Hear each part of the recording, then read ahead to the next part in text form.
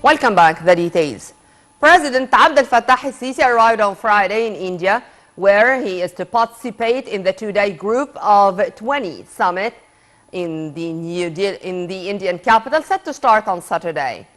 President al-Sisi's participation in the summit comes upon an invitation by the current G20 chairperson, Indian Prime Minister Narendra Modi, in light of the deeply rooted ties binding Egypt and India.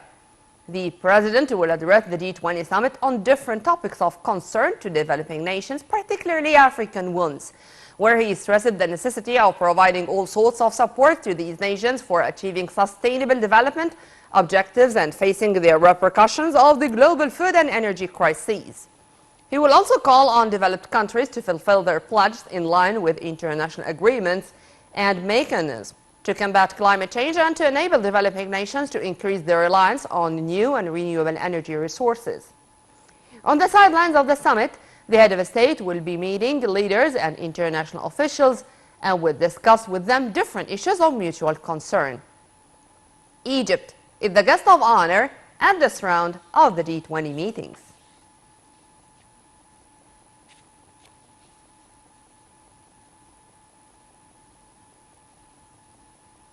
The Indian capital, New Delhi, prepares to host the 18th session of the G20 meetings over the course of 2 days starting Saturday. India had invited Egypt to be the guest of honor for this round, with the participation of other countries including the United Arab Emirates, Nigeria, Spain and Singapore. In another development, the G20 nations has agreed to grant permanent membership to the African Union. Details follow. It has never been easy for the leaders of the world's largest economies to find common ground, but the Russian operations at Ukraine and their repercussions on the global food and energy security has made it even harder for the Group of 20 meeting to reach meaningful agreement this year. Indian Prime Minister Narendra Modi, this year's host, has pledged Ukraine will not overshadow his focus on the needs of the developing nations in the so-called Global South, but the crisis has proved hard to ignore. Russian operations in Ukraine and China's growing assertiveness in the Asia-Pacific region have added friction, pitting some of the most powerful G20 countries directly against each other diplomatically. About half of the G20 countries are found in the Global South, and Modi hopes to draw support to them and also to add the African Union as a bloc member. G20 leaders also face pressure to adopt a unified approach to cutting climate heating emissions by moving from fossil fuels to clean energy, but geopolitical rows and a lack of finance are clouding the outlook. The G20 is responsible for nearly 80% of global emissions and 85% of the world's gross domestic product, giving the bloc a vital role in taking a clear stance on stronger action to curb climate change. Saudi Arabia has pushed back on reducing fossil fuels while also opposing a strengthening of renewable goals along with Russia, China, South Africa and Indonesia, the last two of which have won donor deals to do so. Meanwhile, Germany will aim to rally international support to set a target at the COP28 for tripling global renewable energy capacity, but developing countries have said such a goal requires a clear outline of where the funding will come from to put it into practice.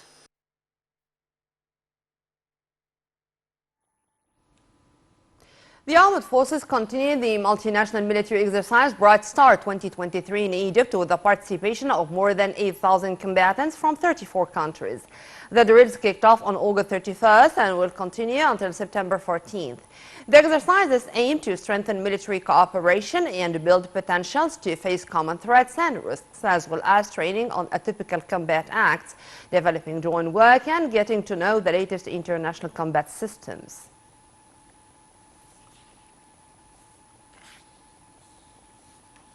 Under the auspices of President Abdel Fattah al-Sisi, the Global Congress on Population, Health and Development concludes its activities on Friday. 2 sessions will be held on investment in human resources being a key factor in development efforts and on means of improving demographic features. Addressing the event's inaugural session, Minister of Health and Population Khalid Abdel Ghaffar said overpopulation is the biggest challenge facing development, noting that it's a 6-decade-old problem. In his speech, the minister reviewed efforts for reducing population growth rates and said Egypt's population is set to increase by 17 million in the coming 10 years.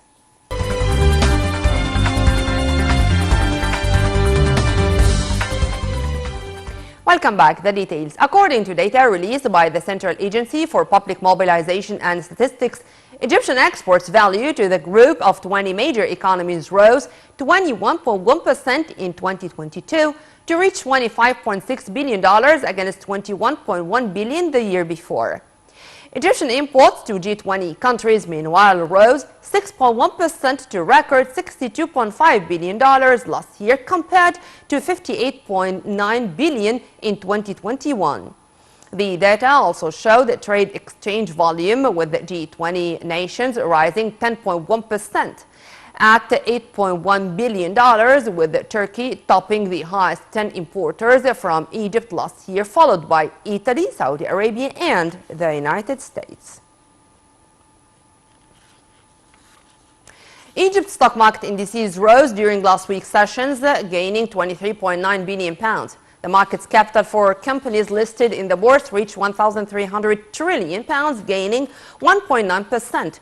The bourse's weekly report showed that benchmark EGX 30 index rose by 2.66% to reach 19,375 points. While median capped index EGX 70 was down by 0.15% to reach 3,823 points. The broader EGX 100 gained 0.28% to close at 5,613 points.